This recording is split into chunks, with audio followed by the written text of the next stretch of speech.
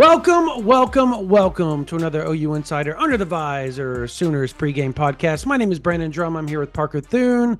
We got Travis Davidson, and we are here to talk OU Ole Miss as Oklahoma heads down to Oxford, Tennessee. They head down to the Grove to take on Ole Miss Rebels at 11 a.m. this weekend. This podcast is powered by Janneking. Parker, take it away. That's right, folks. Janneking is the greatest team to ever clean and a proud partner of OU Athletics. They deliver spotless results from stadiums to any size business across the country. You can check them out at janneking.com for unbeatable commercial cleaning services. That's JANIKING.com. Thanks to the great folks over at Janneking for enabling us to bring you this content every week, which I'm sure some of you wish right about now that you didn't have to digest this type of content every week. Because Oklahoma fans for a quarter century have been all too accustomed to sunshine and roses. It's been a lot of that. Meanwhile, Brandon, we come to 2024 and the Sooners are a 20-point underdog this weekend going to Oxford. A larger underdog than I can ever I think this is the steepest spread against Oklahoma in my lifetime. I don't know. Your lifetime, yes. Yeah. I don't and you know what's crazy amidst it all though is that I was thinking about this game yesterday and I was going 20 points with how well this defense has been playing. That's virtually a guaranteed cover, right? There's no way Oklahoma doesn't cover. But then I thought back to when we were saying all the same things leading into the Red River rivalry. And lo and behold, Texas not only won, they also covered. So Oklahoma is quite deservedly, quite understandably, a 20-point underdog this weekend. And there will be many that take the Rebels and the points. Yeah. The problem isn't the defense. And I think it's well aware. I mean, Seth Luttrell was fired, obviously, this past week. And look, from a relationship standpoint, I've known Seth for 20-something years, and it sucked. It sucked to see it happen, everything.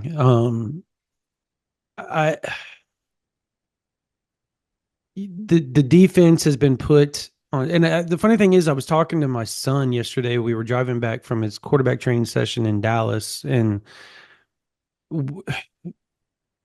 he was like, Dad, I just don't understand how Oklahoma can't score. How did they get how does this good defense give up all these points? And I said, well, if you go back and you look, I don't think there's been very many 70-yard drives on this Oklahoma defense this year. It's been a lot of 50, 45. The offense has just put them in such precarious positions that you're asking a defense to continually get 3 and outs. And granted, they do probably 60%, 70% of the time, which is, if that's the case, you should win almost every game, dudes. You should win almost every game. But the problem is that the offense is just so bad. I'm interested to see how it goes this weekend. I really am. I don't know. I don't know I'm assuming you're going to see a lot of Levy stuff again now and the stuff that they essentially were working on all spring, all winter, and then just decided to flip the script a little bit midway through. I've never seen that happen before, except for John Blake. And I was talking to somebody yesterday about that, and they said, man, this feels like John Blake over, and this person's an alum, mind you.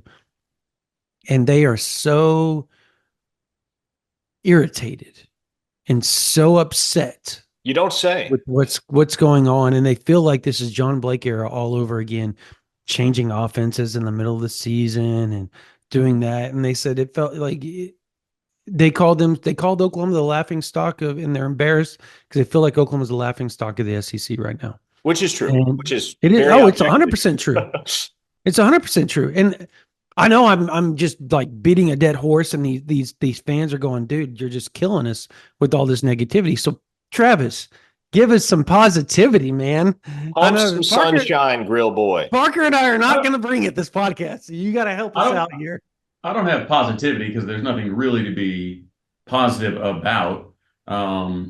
I guess the only positivity is we're getting a new offensive coordinator, right? So that's change. Change is coming. We don't know what that change is going to be. Is it Stein? Is it Shanahan? Is it Craddock? Is it Thune? Is it Drum? Is it Spielman? Like I have who knows, withdrawn right? my name from consideration. Me too. Okay. No, no Okay. thanks. Wow. Wow. Well, I'll do it if I have to. But regardless, like change is on the way. I'd like to say help is on the way, but at least change is on the way. We don't know whether that's help or not. But um, yeah, none of it's any good. It is interesting because we get on here week after week and we say, and really it started with Texas, right? Because you win at Auburn by not turning the ball over and by just sprinkling in some explosive plays and getting a big defensive play, right? Like that's the recipe for this team to win. And then we all agree if you play a clean game and you don't turn the ball over, you're going to be in good shape. Well, what have we done since then? Turnovers. You go into the number one team, Michael Hawkins puts the ball on the ground, right? Gives up another touchdown, short field touchdown, as you guys just talked about. Taylor Tatum puts the ball on the ground, the next drive. So you get zero momentum going in there, and then obviously the South Carolina game. We had more first downs than South Carolina. We outgained South Carolina. The defense held them to under 2 yards, per rush, per carry. I mean, like when you look at the just the team stats, it's like, man, this was probably a close game. But again, turnovers. It will get you beat and it will get you embarrassed. So, I would like to sit up here and say, hey, if Oklahoma just doesn't turn the ball over and plays a clean game, and I truly do believe this, I think they can beat Ole Miss. But I have no right now, based on what I've seen the last couple of weeks, do I have a lot of confidence that they will not turn the ball over or that they will play a clean game? I don't know what would give me that confidence right now. And that's what the struggle is, you know, we thought, hey, you know what, we're not turning over the ball. Jackson has his 3 first half turnovers, and you're like, all right, we got to go to Hawkins because he doesn't turn the ball over. What does he do? Turns the ball over back to back to back possession. Start a South Carolina game that was over in the first 5 minutes. Like, but things that I liked is you see the defense. The defense never gave up, and I know they've got things to play for, draft order and all SEC things and individual awards and everything like that. But you saw, PJ do good things. You saw Grayson do good things. You saw, obviously, Danny Stutzman doubled up the next most tackles with 16 tackles, the highest of his season, 16 tackles. Hmm. It seems like you are concerned for most of the year with an inept offense has been when is the defense just going to say, no, we don't, our efforts are futile. Like we can't win a football game no matter how good we play. Like, and that's what I've been worried about, right? Like who on the defense finally just says, man, like I'm out here, I'm a little beat up, I'm a little tired, if I'm playing tired, I can open myself up to injury. If the offense isn't going to do anything and now we're changing coaches and offenses and quarterbacks and everything, like I expected, just because it's human nature, to see a bit of fall off from effort. And I didn't see that in a South Carolina game that we were never in after 4 minutes. So I'm not inspired. Maybe it's delaying the inevitable, but the defense hasn't given up yet. That's a strong sign. And I do think like Jackson Arnold would have a lot of reasons to say, you know what? Screw y'all. I'm going to the portal. I was given a makeshift offensive line and no wide receivers, and I got pulled in the first half of a game. You guys gave me just a few starts. Like, I'm out of here. You went with some, whatever, right? Like, he absolutely could have said, I'm going to retain my red shirt and pull a Sluka or somebody else of just a, hey, I'm entering the portal. You guys did me dirty. I'm out of here, right? He could have done that. And I'm not sure a lot of people nationally or locally even would have blamed him. That's a right? really good point I think because the narrative nationally, especially since that South Carolina game, has been and will continue to be. And again, whether this is fair or not, this is the narrative. Boy, Brent Venables screwed that quarterback situation at Oklahoma up so bad. So, yes, if Jackson Arnold gets in the portal mid-season, which obviously he hasn't done and won't do, you would assume, he would not have a whole lot of people second guessing him or criticizing him over that decision. right, and his stock would still be high, right? Because if you enter the portal after the offense has looked like it's looked, then he gets to say, "Wasn't my fault. Yep. Look at how it looks without me," right? Mhm. And he's still got the big dogs going after him. Well, with this, they could have looked to the sideline, and Brent's saying all the right things in the press conferences, right? Well, he's practicing hard, he's handling it in a mature way. Every head coach is going to say that. Now, are they always being honest? No, but you know you're going to hear that from Brent. Hey, he's taking it the right way. He's being real mature. He's practicing like he's going to be the starter every week. Blah blah blah. Well, after Hawkins throws that or turns the ball over for the third time, when they look to Jackson, Jackson very easily could have gone, Casey, you're up. Hop in there. But the fact Jackson said, all right, here we go. Once he walked in, took that snap, his red shirt was gone. Like that's what burnt it. So I was as close to inspired, I guess, as you can be by that, and maybe a little bit surprised by that. That Jackson came in, burned his red shirt, and said, hey, you know what? And honestly, played him to a 14-9 game after that, right? I mean, isn't that what the math says? So, I mean, it's if Jackson can simplify some things with Kevin Johns kind of taking more of that quarterback room role, meetings role, and coaching role that I think he will do well in. Um, I think I don't think we're going to win this football game. Spoiler from the score predictions, but I just think it's not 100% doom and gloom. Probably 65%. But that 35% for me is the defense hasn't given up yet.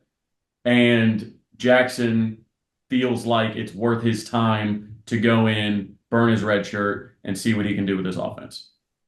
On the defensive side, I asked Brent post game that exactly what you were talking about, what you've worried about. I literally, and I did it in such an informal way that he gave like a Parker. Remember they gave like a 5 minute like response to the question. And in short, this I'll give like a very short abbreviated what he said, and I thought it was really cool. Like just the first probably 10 seconds of it was really good. He said, I know these guys on defense. They're not going to flinch. These guys got the right stuff. Is there moments where they would be disappointed or frustrated? Absolutely. They're human. Would they let that steer themselves to a place to be negative and finger pointing and playing the blame game and making up excuses and being pissed at their teammates? Absolutely not. So it's interesting because for the longest time it's been offense could be doing that to the defense at Oklahoma. But it was only 1 year under Venables that could really truly be the case, and that was 2022, where the offense was top 10 in a numerous amount of categories that year, and the defense was just putrid across the board after Game 3. And so you fast forward to 2023, and it was balanced. That's why they were 10-3. And obviously, if they would have had if they injury bug didn't bite them near the end of the season last year, they're probably making a run at the Big 12 title and probably playing in the playoffs last season. And I think that's forgotten, the Danny Stutzman situation, the Tawi Walkers, I believe Woody Washington got hurt too. Like there was a lot of injuries that really kind of derailed Oklahoma because, yeah, did they have the competitive depth last year? Sure, but they didn't have it to what they have this year on defense. It's legit on defense. Like you can miss guys and you're not going to miss guys. Danny Stutzman doesn't play every snap like he did in 2023. He misses how many series a game do they sit him out and let him just sit over there on the sideline and let other guys play linebacker? That's how deep they are on defense. That's how good they are on defense. Unfortunately, when you lose, and I know this sounds horrible and it's an excuse, but You just can't replace the wide receivers that were lost. I'm sorry. Like people want to point to recruiting, and recruiting should be this or that. Yeah, no. Yeah, you don't replace 3,000 yards receiving and 21 touchdowns. That is impossible. I don't care who you recruit. That is impossible to replace. And so, but that doesn't change the whole offensive line issue. I do think if separation could be made and these receivers were better, some of the offensive line issues wouldn't be as magnified, if that makes sense, because dudes are getting open faster, right? I think they work hand in hand with each other. Coverage sacks, there's a multitude of things that happen in a game that make this offense as bad as what it is. But from what I've heard, it's just been, and let's get to this actually. Let's get Okay. to this point. The Kevin John situation. Kevin What Johns. in the hell? And this is again, this probably goes off what we were talking about off air, Travis, of him Brent Venables being a new head coach. But you got to do. I get that he showed up late, and I get you don't want to shake the staff up too much. But there is no freaking world that you have a Kevin Johns just sitting over there and he's working scout team. He is the best quarterback coach you have on staff. That may be true. And it's very easy to say this with the benefit of hindsight. And I agree with you. And everything we've heard this week leading into the Ole Miss game since Yeah. Kevin Johns took over as quarterbacks coach has been really, really, really good. And also kind of an indictment on Seth Luttrell in many ways. But the point is, when you have an offensive coordinator and quarterbacks coach, nominally speaking, regardless of how qualified he may be to coach that particular position, or regardless of how things may be going early in the season, as long as you have that guy hired for that role, you have to trust him to execute that role. And so once you fire Seth Luttrell, once you get rid of your offensive coordinator and quarterbacks coach, then you can give Kevin Johns more responsibility there. But until that point, you have to trust the guy that you have on staff to coach quarterbacks to coach But he was letting quarterbacks. Jack Lowry and oh my gosh, Guy Hatcher. yeah, Hatcher, like they were coaching and they're still coaching and they're good Correct. quarterback coach. But he is just so detailed. They could have brought him in to help with some of that stuff. They could have. Like that was very easy to just have him roll over and say, "Okay, what's your thoughts on this, Kevin Johns? Like how would you practice this? How would you do this? How would you've been doing this for 15 years as a quarterback coach. That's what you do. You've developed some damn good quarterbacks. I know they weren't big names, but they were really good college quarterbacks. And Riley Leonard exactly hasn't been killing it without Kevin Johns by his side like he did at Duke. So that's my point is like he has all the experience in the world. He And I does. know it wasn't until fall camp that you were allowed to do that. But the second you were allowed to do that, I'm sorry, you make it happen. You make it happen. Game one, game two, you saw that it wasn't smooth operating on the offensive side, particularly at the quarterback position.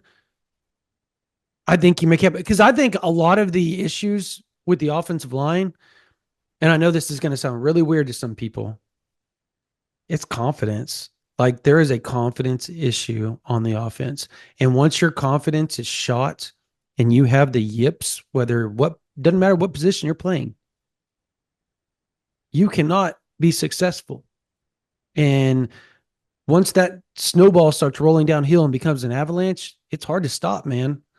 And that's exactly what happened on the offensive side of the ball. It's not a talent problem. I think that's what everybody needs to understand. Like Mm, everybody wanted these guys. That's the thing. That's the thing. Everybody wanted these guys. true. There's, I think it's a schematic. I think there are limitations to their talent. I want to Well, go there, but it's it's I don't exactly think what it's bad enough that they can't they should be giving up 9 sacks, right? it's what Brian Clinton said on our post game podcast on Saturday. It's an everything issue because yeah, it has to be acknowledged talent is also part of it, Yeah, right? they're limited, but any program across the country that at any point in the season is operating with their preseason wide receiver 6 as their top option at that position, yeah, it's going to affect the way that they move the football. It's going to affect the way that they scheme. It's going to affect everything they do. When you are that decimated at wide receiver, yeah, it's going to have an effect. But if you want to look at the offensive line specifically, Brandon, I think it's an excellent point because none of those guys are scrubs. Some of them are playing like it right now, but they haven't always played like that. A couple of them were looked at as like day 2, day 3 picks in the NFL, and they aren't playing like it. It's crazy how like all of a sudden they just can't block. Like let's go to Jake Sexton, and I can tell you this: he will admit that he hasn't played that great this year, and he struggled, particularly last week. But he is such a good player. Like that's like he's played well the whole time he's been at Oklahoma, and now all of a sudden he's going to struggle.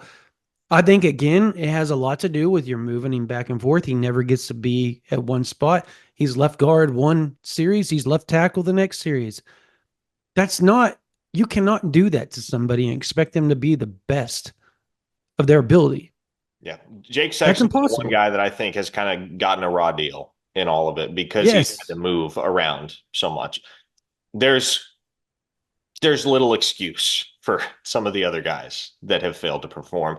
And I have similar sympathy for Michael Tarquin, if I'm being completely honest, because he's had to go, what, left tackle to right tackle, back to left tackle, back to right tackle. Like he's been Mm-hmm. flip flopping all year. And so Sexton and Tarquin, I feel for those guys because I don't think they're as bad as maybe the tape would indicate to this point in the season. They've just been asked to bite off more than they can chew. And it is going to be tough on it. And we talked about this as early as like week 3. I think I referenced it specifically with Tarquin. If you ask any offensive lineman to switch positions that frequently, they're going to have a tough time settling in. And Mm-hmm. so I am sympathetic to Tarquin's plight and to Sexton's plight.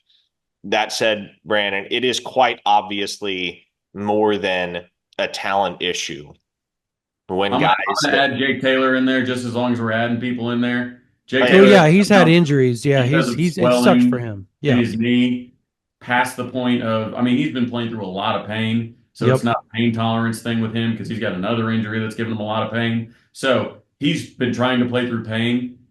His knee swelled to the point where the functionality became an issue and he could not play to a serviceable level. So it's like, I just wanted to, as we're sympathizing, I'm throwing Jake Taylor in there because that's the guy That's fair. I'll pick Yeah. up for. Yep.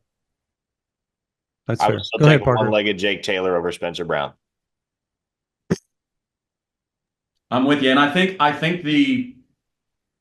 it's completely fair to, talk about Spencer Brown as a completely missed eval.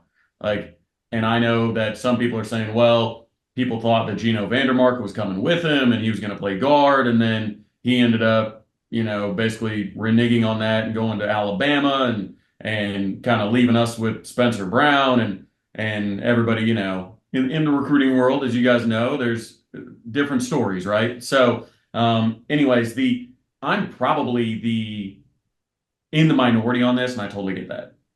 I want us to take like maximum 2 portal O linemen next year, maybe even just one, because I think when you look around the country, Lance Hurd, right? He was the big one, right? Shell Yep. out $1 million for Lance Hurd.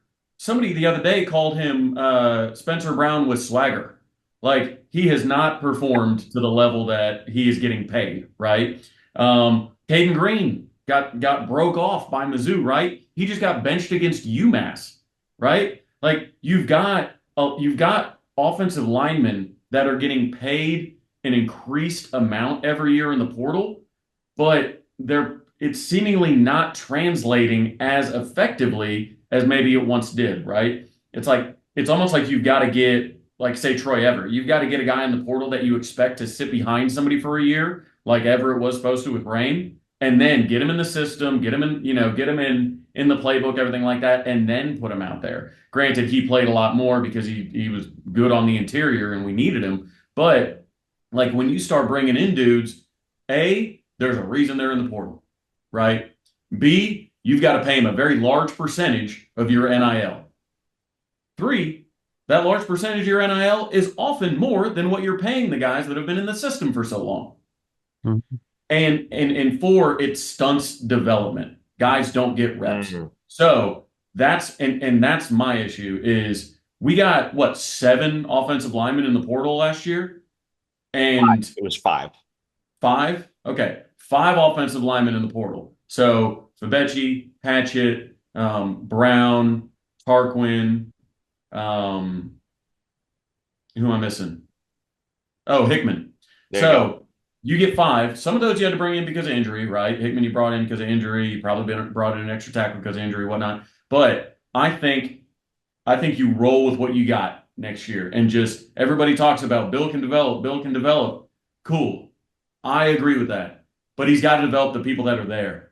He's got to develop the people that are there. And I know there's Walter Rouse success stories and Tyler Guyton success stories, Wanya Moore success stories. I totally get it. They were But there for most of those guys that you said were there for multiple years though as well. They weren't just one hit wonders. yeah, which goes back to my hey, just develop the people in the room, man. Like Mhm. you've got EPL and Brooks, and you're about to have Foje and Fasusi. You got Howland, who is developing a long way and needs to just get a little stronger, but he's been, Isaiah Autry's been talked about quite a bit by developed. people as well. You brought up Mhm. Autry, like you've got if Troy back another year, if you get a healthy Jake Taylor, your right tackle's good.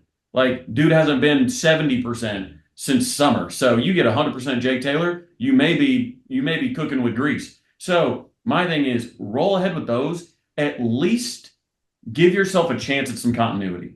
Because if you can roll with the same dudes through spring, summer workouts, people know week 1, week 2, you're with the same, you're going to be in so much better shape because we've had what, 13, 14 different offensive line combinations. And I Yeah. truly do believe if you ranked teams based on how many line combinations they had, like the least amount of line combinations to the most, that you could lay that ranking sheet over the top offenses in the country rankings, and there wouldn't be a difference.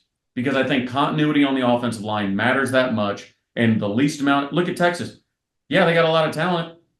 They brought back all 5 starters. They look like a completely different animal. We knew we'd have 5 new starters, and then we had injuries across the board as well. So I'm for continuity. Everybody says go spend a bunch money in the OL portal. I am wholly against that. I think for the reasons I already mentioned, stick with what you got and go forward. What if there are guys that have 2 and 3 years left? I would be okay with that if they're not like I need to know why they're leaving. Mm. Like I need to know why they're leaving, Is it?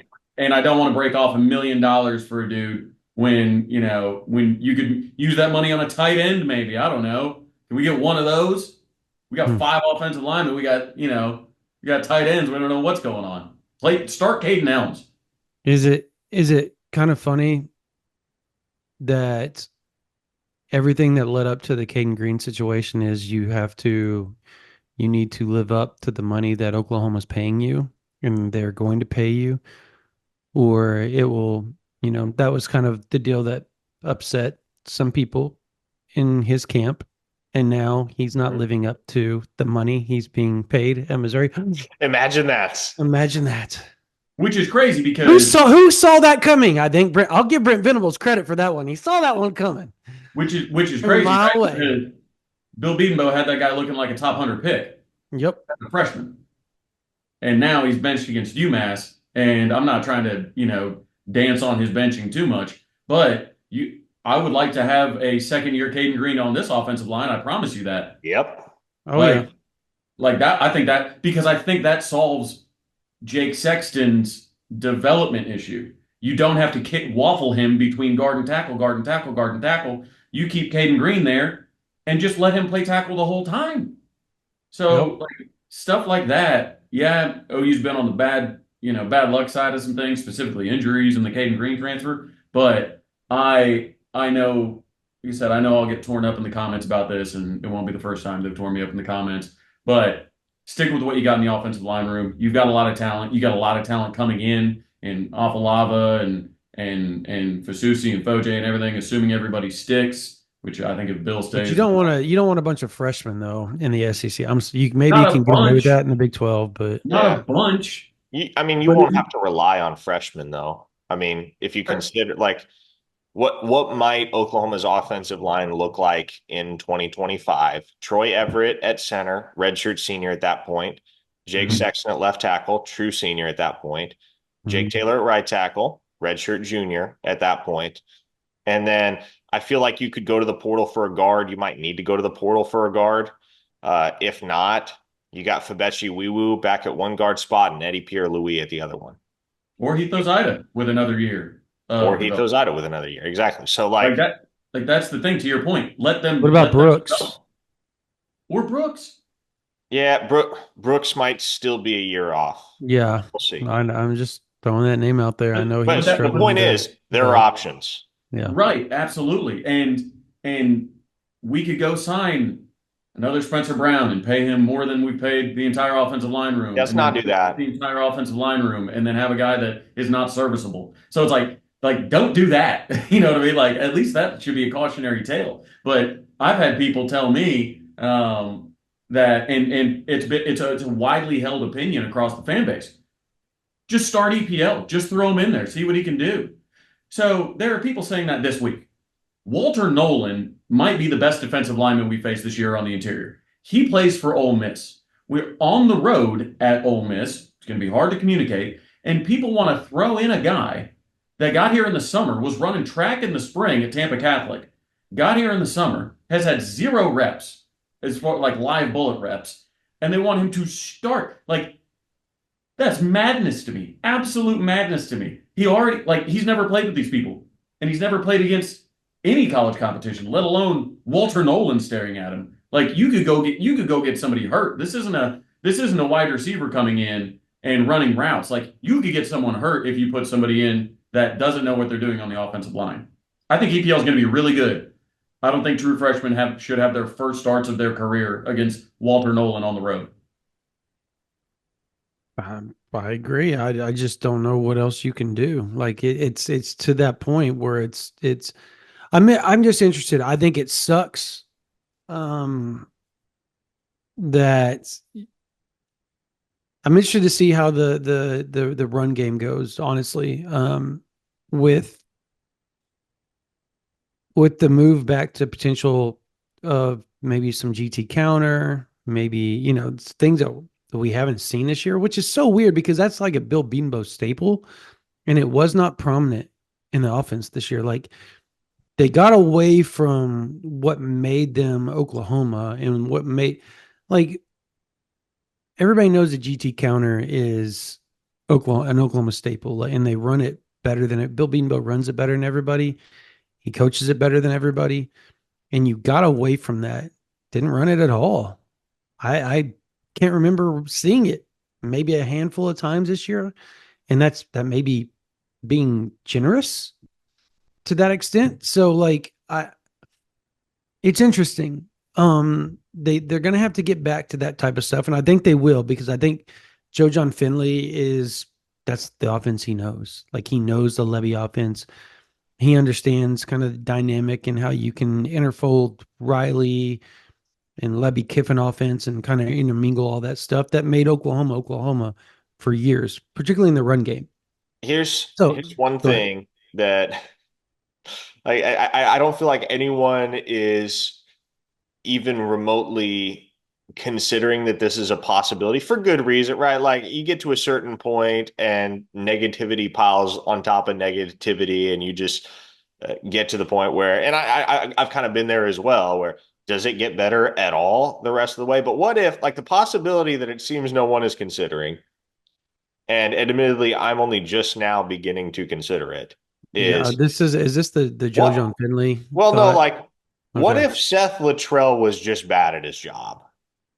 Like, what if that's as I don't think simple that as would it? be tough to convince people of. Well, what if he was just so bad at his job that Oklahoma comes out this weekend against Ole Miss and looks completely different offensively? I mean, I think the opportunity for it to look completely different is there. for sure. I think there's an opportunity for it to look simplified and whatnot. I don't think the opportunity is there for it to look Success. like a high flying, like 40 points a game type offense. But I do think when you get somebody out of the room, I think there tends to be and this is true at any job, right? Like was true in my restaurant career. You get somebody out, you're like, all right, what do we do well? Let's just stick with that and run that and let the chips fall where they may. Like the when you start like trying to change without actually removing somebody from the room, that's when you get the Texas game plan. Galaxy brain, we're going to do all this. Everything's going to be more complicated. We're going to do more. You guys just have to uptake it at a record rate, and we're going to do this, this, this, and this. Well, the opposite happens when you remove somebody that's in charge. It's all right, let's get 15 plays that we do extremely well. We can do some things off of them, but we need to be able to run 15 to 20 plays like our life depends on them. And then you live with that. So while I don't think it will look changed as like this, 40 point a game, just wondrous people running wide open everywhere, holes the size of semis everywhere on the offensive line. I do think you will watch the game, and if you've consistently watched football or know anything about football, I think you'll watch it and say, okay, that's different. That's a different offense. Yeah, I just think the success part is the issue. I think you'll see different. I just don't know how successful they're going to be. I really don't. I don't know what this like. You said it earlier, like when your sixth man at wide receiver is your top wide receiver, and you're bringing cornerbacks over to play wide receiver in the middle of the season. Like success isn't exactly in the cards for you. And now you're going to go play one of the top teams in the country on the road, one of the top teams in the SEC, one of the best defensive lines in the SEC. Princely, Umamelian, Walter Nolan, like they got dudes.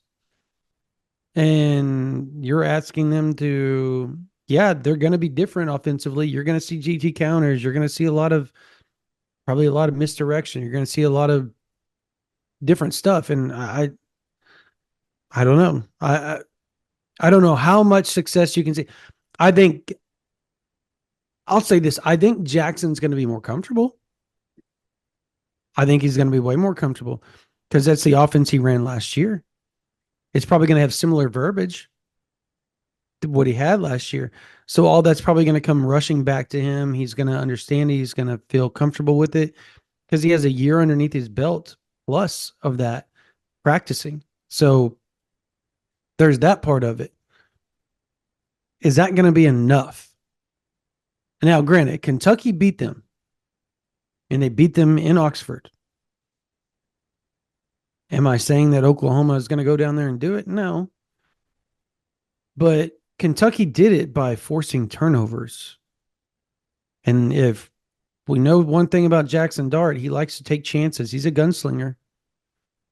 And Venables can be tricky. He understands this offense that they're playing. I think that's the other thing. If anybody's going to know how to defend it, just like he did against Tennessee, unfortunately, the offense didn't capitalize on everything that they were doing. I don't expect them to do it, but there's always that what if. So Oklahoma's it's interesting. Oklahoma's path to victory in this football game, to kind of take a cue from what you were mentioning about Kentucky. And it's the one thing that they have not been able to do. Well, I shouldn't say the one thing. There are many things they have not been able to do thus far this season. But one of the things It's that capitalizing you turnovers. absolutely have to do if you're as big of an underdog as Oklahoma is you got to speed the game up. And Hmm. you can't speed the game up if your offense can't stay on the field. And so I don't even necessarily think Oklahoma needs any big plays. I don't think they all of a sudden need to be hitting on shots in order to beat Ole Miss on Saturday. What they need to do is be able to lean on that defense. And the only way you can fully lean on that defense is if your offense is doing their part in eating up time of possession. You don't need to score 30 points. You don't need to go for 400 total yards offensively. All you need to do is move the chains, cash in when you get into opposing territory, points of some form, points in some form or fashion, and then trust the defense to do the rest. And that can be a winning recipe. I don't think it's always a winning recipe, but it can be if you force a couple turnovers along the way and prompt the opposition to make mistakes, which I don't think is Mm. beyond Jackson Dart and Ole Miss by any means. I think you bring up a really good point about allow them to make mistakes. Obviously, on the turnover, you're more talking about turnovers, but when you look at the LSU game that they won, or that LSU won, Ole Miss lost, right? Well, Ole Miss outgained them. They had, I think, a better third down efficiency. They had more yards per pass. They had more yards per carry. The possession was close. Where Ole Miss tends to really make mistakes is with discipline, man. They had 12 penalties for 110 yards against LSU. And you're like, man, LSU at night, probably something a little weird. No, not that at all. Against Georgia Southern, they had 135 yards of penalties. Wake Forest, 114 yards in penalties. They haven't had less than 50 yards in penalties since week one against like Furman. Like, this is an undisciplined football team that Mhm. will kill their own drives and they will extend their opposition's drives with penalties. So it's, I don't know, you can't really game plan for that. You can't call the, hey, force a penalty play, but you can get aggressive, right? Go downfield, try and draw pass interference, right? You could, do some things creatively along your offensive line to try and get them to jump. You can like they make mistakes, a lot of mistakes when it comes to their actual discipline. Which no, seeing Lane Kiffin, it shocks me that his football team isn't completely buttoned up. But it's they're going to make mistakes. Now, how those mistakes look, who knows? But as Brandon was kind of touching on, you have to capitalize on them. Against Tennessee, we forced mistakes and then gave the ball immediately back, right? Against Texas, we forced mistakes and then missed a field goal. Like you have to take advantage when you force the mistakes. And if they can do that, they stand a puncher's chance. And that's the only chance they stand in this game, a puncher's chance. Yeah, I kind of think, we look back at this. We were talking at the start of the season, and everybody was like, well, the Auburn Tennessee game, that's kind of the changing point and kind of the turning point for Oklahoma. They got to win one of those games. Well, they did. They won one of those games. Not the one everybody expected them to win. Everybody expected them to win the one Tennessee at home and lose at Auburn, right? And it kind of flipped, but yet that wasn't the turning point of the game or of the season. The turning point of the season's now. It's now. Like how OU reacts the rest of this season of the games remaining. You have Ole Miss, Maine, Missouri, Alabama, LSU. You need to win at least two and probably three of the five to even look like you have a successful season at this point. And that's still going to put you at 7-5 with three of those wins. It's 6-6 with two of them. Well, Not ideal. and Not ideal. I think in the immediate aftermath of Luttrell's dismissal, this is really your last chance to effectively bury everything that's happened to this point. Yeah. If you go out and get smoked again on Saturday, then obviously everything just keeps tail spinning to the finish line. But if you can come out and play a competitive football game, I don't even think you have to win genuinely. Like, it sucks that we're saying that about Oklahoma in the year of our Lord in 2024. We're talking about moral victories, but I truly don't even think you have to win in order for those guys in that locker room to feel like they have buried the horrific results of the last 2 weeks and the generally horrific play to this point in the season. You got to have something to feel good about walking off that field on Saturday. If you do, I mean, to a certain extent, this season is still salvageable. Is it going to meet initial expectations? Certainly not. But you can continue to set yourself up well for 2025. If you don't turn the page and it's more of the same on Saturday, man, things could get even uglier down the stretch here than they already are. And they're ugly. It's bad. I don't even I don't know.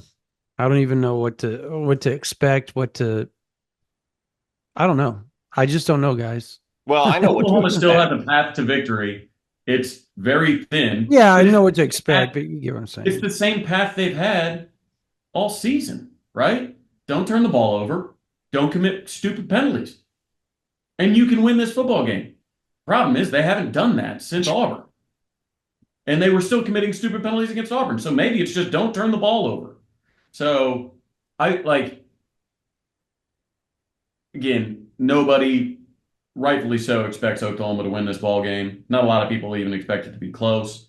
But if I think they're looking at a turnover prone offense that right now, at least the South Carolina side of it, isn't starting. So Jackson moved the ball. We finally got to see Brendan Thompson just run by somebody, and Jackson put it on him in stride. We've been waiting to see that all year. And it's like just simple stuff like that. And that's a play, like people talk about, like, oh man, we've got no protection, so you can't get the ball to Brendan Thompson. Go routes don't take that much time. No, Like, you're just running straight ahead. not right. Run straight, and I'm gonna put it in the air, and you're gonna run under it. Like so, things like that. There's some misconceptions when it comes to long throws. Must mean you need a really long time in the pocket. You don't. You don't. And here's the thing: this Ole Miss defensive line is is the real deal, right? Yeah. But these are the worst edge rushers we're going to play in a month. Ant Simmons or Ant Hill Jr. and Colin Simmons, absolute dudes, better than what Ole Miss has. Kyle Kennard and Dylan Stewart, better than maybe anybody has. So Walter Nolan, he's a wrecker on the interior. There's no doubt about it. And then Princely and that, like, he was on the injury report. So, Yeah, Availability report. oh, availability report. Sorry, yeah, he was on the availability report. You remember Chris Hardy? No, Brandon remembers Chris Hardy. yeah. He played at Jacksonville State with coached Zach Alley coached him there, and he visited Oklahoma. Was supposedly going to Oklahoma, and then took the money and ran to Ole Miss. oh, Yep, okay. yep. But like, Is that the same guy we're talking about, That Parker? is the same guy we're talking about. Yes, Cool. it's But him. you're seeing a fantastic defensive line, ironically, that shouldn't get after you like Texas and South Carolina did. But they But probably will. they probably will. But I personally don't expect to see Jake Taylor out there. I expect it to be Sexton, Ozida, Everett, Fabechi, and Tarquin. That's what I expect. Stick with them all game. See what happens. Tarquin hasn't been bad this year. He's been, I think, better than a lot of people expected. Um, maybe Sexton gets some of his tackle juice back a little bit without having to deal with Kyle Kennard and Ann Hill on that side. Um, or maybe we just have offensive linemen blocking defensive ends instead of Power Sharp and Jake Roberts. I don't know. We could get crazy and block them with tackles. I don't know. But yeah, there's a path to victory, but it's a tightrope, unfortunately. All right. Yeah, Ready to pick this thing? Let's pick it. yeah.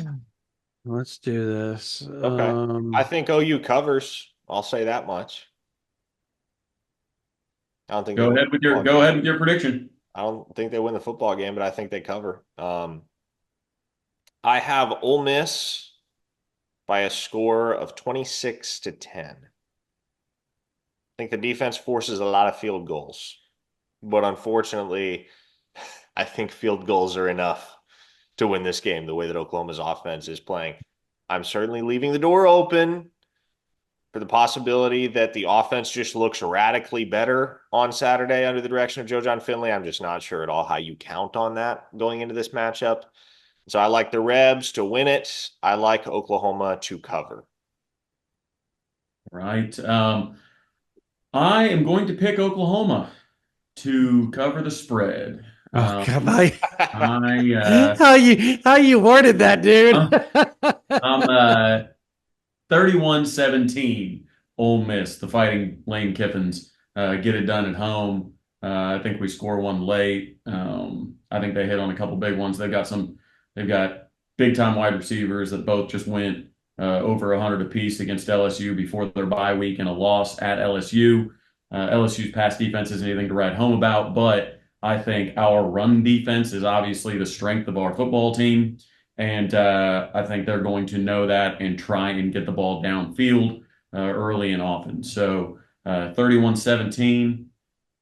I've been wrong so many times this year in my predictions. So maybe I keep my losing streak alive. You're hoping you lose. That's funny. Please, God. I'm kind of with you. Actually have it 27-13 Ole Miss. I don't know. Parker and I were literally joking, like, do you think they'll see any touchdowns this week from Oklahoma? We both kind of said no, but there's a part of me that thinks in the fourth quarter, Oklahoma somehow gets a junk touchdown that makes it look more serviceable than it is, and kind of they backdoor cover. So I'm going to go 27-13 Ole Miss. Oklahoma once again struggles offensively. The defense does their job.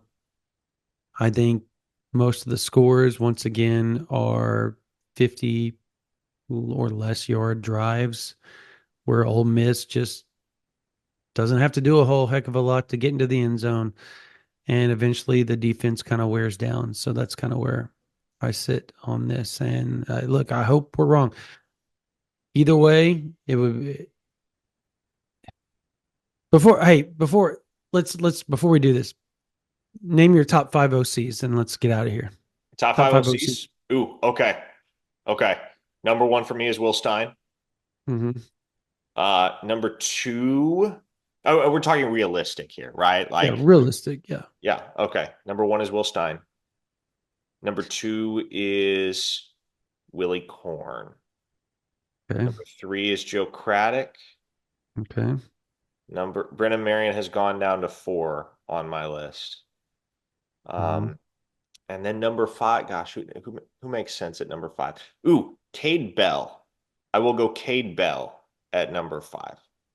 The more, and obviously we've dug into varying extents on each of these guys over the course of the week as Oklahoma kind of gets this search off the ground. But I am lower on Brennan Marion than I once was, and I'm higher on Cade Bell than I once was.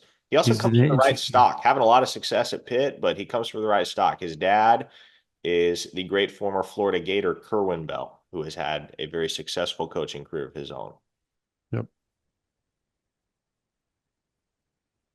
You're muted. I'm actually muted. That's what I was saying. You just couldn't hear me because I was muted. I said I'm actually muted, ironically. But yeah, so number one for me, Mike Shanahan, and then Will Stein, and then probably going Craddock and Cade Bell. A fifth is tough.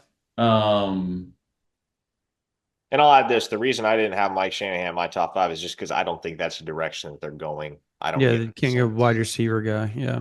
Yeah. why would why Because you're are going to keep most of the staff. okay? So you wouldn't go a wide receiver guy because an Emmett OC Jones. burning defenses down at every turn is not worth getting. Is not worth moving on from Emmett Jones for. Okay, okay. I mean, I love me some Emmett Jones, but I catch flack for wanting to keep Bill Bedenbaugh, who's got a long, long decorated record, and will never Yeah, leave. you don't want to lose. You don't want to. You don't want But to see mass exodus at wide receiver with the talent that you have returning next year either. okay, no, There's a okay. there's there If, there's a if, lot if at it, play there. retaining Emmett Jones is the top priority of the athletic department Well, over not just retaining Emmett getting. Jones, but retaining Burks and Anderson No, I and get having it. If, Farouk back, and like yeah, those guys are pretty good.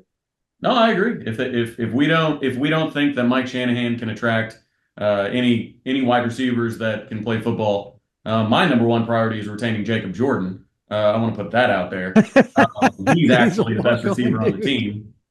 So yeah, I think Shanahan. Because Shanahan, as I was talking with a guy from Jinx the other day, he played wide receiver, sure, and he's coached wide receivers, but that's a guy that can coach tight ends. Like, simple as Mm, that. Like, he can totally do that. He was a big wide receiver at what Pitt back in the Mm. day. Was an all Big East wide receiver, but he was a big dude. He could coach tight ends if he needed to. If you needed the positional flexibility, then have him coach tight ends. Fine. But I don't think him having the wide receiver tag should be like, okay, we cannot hire one of the best offensive coordinators in the country because we we thought that was more important to look at some returning wide receivers and Emmett Jones. I don't know. I think that's missing the forest for the trees personally. Fair enough. I'm gonna go. My number one is obviously Will Stein. My number two is Joe Craddock, Tulane. My number three is I'm gonna say Tim Beck. I love what he does, mm, and he's got a lot of SEC pedigree. He's older, but he's very thorough in what he does as far as with the quarterbacks. My number four, Brennan Marion was higher. Talked to somebody last night. Don't know even if he would want to come to Oklahoma at this point just because of things. I don't really want to dive into all of it. It just there's that. And my number five is it's kind of a long shot. Um, but Dan Mullen, just because I want somebody, I think getting somebody that has won national title, winning pedigree, he's just at ESPN at this point, and Florida's been paying him for a while. Pretty positive that road's almost over.